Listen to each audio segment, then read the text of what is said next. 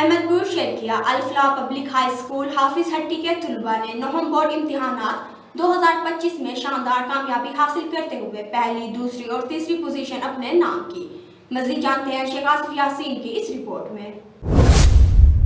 احمد پور شرقیہ الفلاح public high school حافظ بھٹی موضع عنایت پور نے میدان مار لیا۔ نعیم بورڈ 2025 اسکول کے ہونہار طلباء ڈاکٹر فوجی محمد سعید والیہ نے 550 میں سے 528 نمبر لے کر پہلی پوزیشن اور ڈاکٹر فدا حسین بگواں نے 550 میں سے 519 نمبر لے کر دوسری پوزیشن، ڈاکٹر ماہر محمد شریف سپرا نے 550 میں سے 518 نمبر لے کر تیسری پوزیشن اور محمد اویس